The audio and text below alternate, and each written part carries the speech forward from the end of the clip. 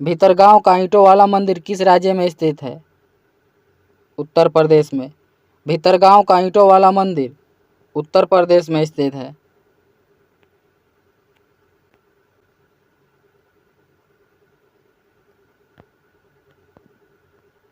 Debit card और credit card में क्या अंतर है?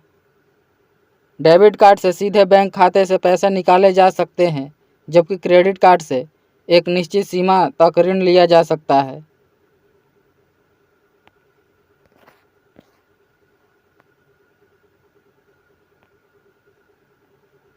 पूर्व पश्चिम गलियारा, जो स्वर्णिम चतुर्भुज महाराजमार्ग का एक हिस्सा है, भारत के निम्नलिखित किन दो शहरों को जोड़ता है? सिलचर और पोरबंदर को।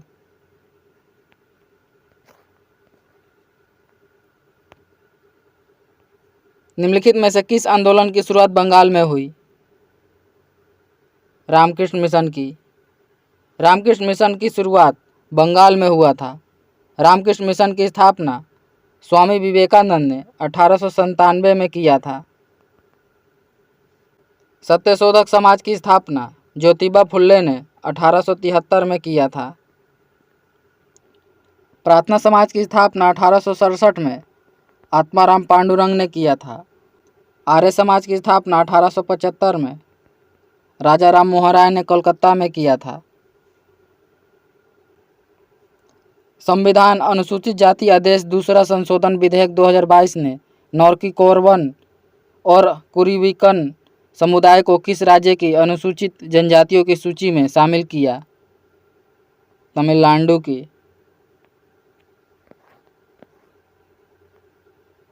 निम्नलिखित में से संगीतकारों के किस समूह को भारत रत्न से सम्मानित किया गया है? पंडित रविशंकर और पंडित भीमसेन जोशी को। पंडित रविशंकर को भारत रत्न 1999 में दिया गया था।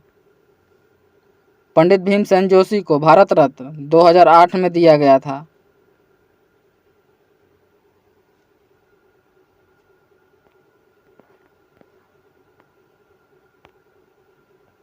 निम्नलिखित में से कौन सा शब्द तैराकी खेल से संबंधित नहीं है? Penalty corner. Penalty corner. Penalty corner का संबंध तैराकी से नहीं है।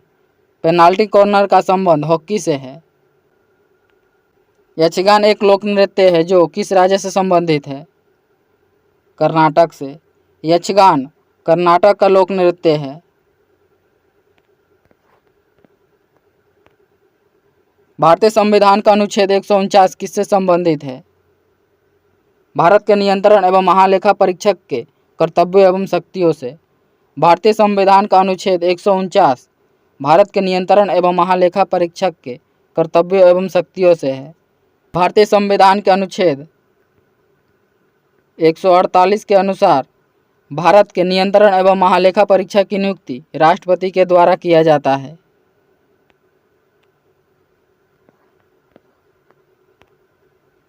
निम्नलिखित में से किस राज्य में फीफा अंडर 19 17 महिला विश्व कप 2022 के मैच आयोजित नहीं किए गए? गुजरात में।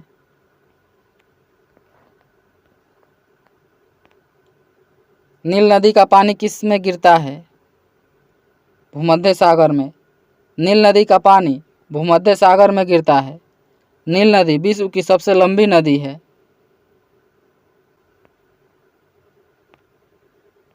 सिख समुदाय के अनुसार गुरु नानक देव की जयंती भारतीय चंद्रमा के पूर्णिमा के दिन मनाई जाती है। कार्तिक पूर्णिमा के दिन मनाई जाती है। गुरु नानक का जन्म 1469 में तलवंडी में हुआ था।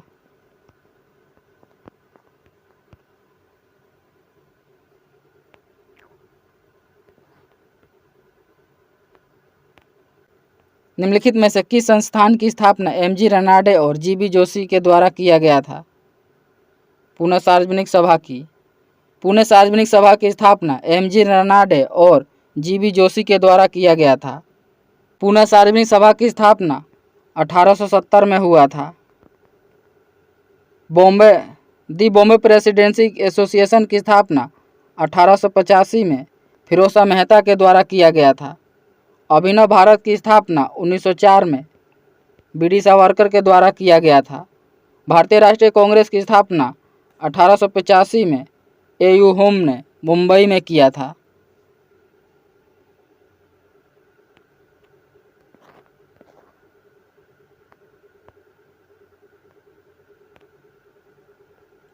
पृथ्वी की भूपटल में मौजूद 7वीं सबसे प्रचुर मात्रा में पाई जाने वाली धातु का नाम क्या है, जिसका नाम मध्ययुगीन लैटिन शब्द कैलियम से लिया गया है? पोटेशियम। पृथ्वी की भूपटल में 7वीं सबसे प्रचुर मात्रा में पाई जाने वाली धातु पोटेशियम है। पृथ्वी की भूपटल में सर्वाधिक मात्रा में पाई जाने वाली धातु ऑक्सीजन है। पोटेशियम का परमाणु संख्या 19 है। एल्युमिनियम की परमाणु संख्या 13 है। कैल्शियम की परमाणु संख्या 20 है। मैग्नीशियम की परमाणु संख्या 12 है। 1873 में ब्लैक रिएक्शन तकनीक से रंगे तंत्रिका ऊतक की पहली तस्वीर किसने प्रकाशित की, जिससे संपूर्ण तंत्रिका कोशिकाओं का वर्णन किया गया था? कैमिलो गोल्गी ने। अक्टूबर 2022 में विराट कोहली T20 क्रिकेट इतिहास में कितने रन पूरे करने वाले पहले भारतीय बने? 11,000 रन पूरे करने वाले पहले भारतीय बने। किस नदी को त्सांगपो के नाम से जाना जाता है? ब्रह्मपुत्र नदी को। ब्रह्मपुत्र नदी को त्सांगपो के नाम से जाना जाता है। ब्रह्मपुत्र नदी को तिब्बत में त्सांगपो के नाम से जाना जाता है। ब्रह्मपुत्र नदी को बांग्लादेश में जमुना के नाम से जाना जाता है। ब्रह्मपुत्र नदी को अरुणाचल प्रदेश में दिहांग के नाम से जाना जाता है। कमलेश्वर के निम्नलिखित में से किस उपन्यास को 2003 में साहित्य अकादमी पुरस्कार से सम्मानित किया गया था? कितने पाकिस्तान। कितने पाकिस्तान के लिए कमलेश्वर को 2003 में साहित्य अकादमी पुरस्कार से सम्मानित किया गया था? साहित्य अकादमी पुरस्कार की शुरुआत 1954 में किया गया था। मंदारिन भारत के किस पड़ोसी देश की आधिकारिक भाषा है? चीन की। मंदारिन चीन की आधिकारिक भाषा है।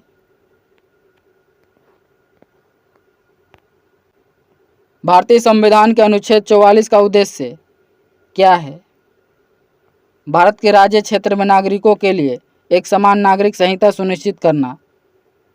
भारतीय संविधान का अनुच्छेद 44 भारत के राज्य क्षेत्र में नागरिकों के लिए एक समान नागरिक संहिता सुनिश्चित करना है।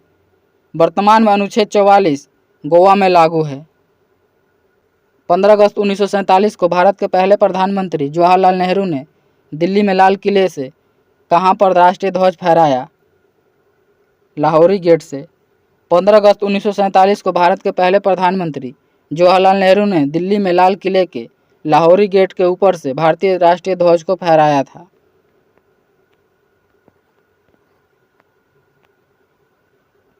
देश के भीतर किसी अर्थव्यवस्था में वस्तुओं और सेवाओं के कुल उत्पादन साथ ही किसी विशिष्ट आवृत्ति के दौरान मूल्यह्रास को मापने के लिए निम्नलिखित में से किसका उपयोग किया जाता है? सकल घरेलू उत्पाद का। रोशन कुमार, शोभना नारायण, माया राव और कुमुदिनी लाखिया प्रख्यात कलाकार हैं। कथक के। कथक उत्तर भारत का शास्त्रीय नृत्य है। मणिपुरी मणिपुर का शास्त्रीय नृत्य है। कुचिपुड़ी आंध्र प्रदेश का शास्त्रीय नृत्य है। ओडिसी ओडिशा का शास्त्रीय नृत्य है। निम्नलिखित में से कौन cracking the code my journey in Bollywood पुस्तक के सहलेखकों में से एक हैं? आयुष्मान खुराना। रानी मछया किस आर्ट की एक लोक नर्तकी है जिन्हें 2023 में पद्मश्री से सम्मानित किया गया था? उम्मत आर्ट की।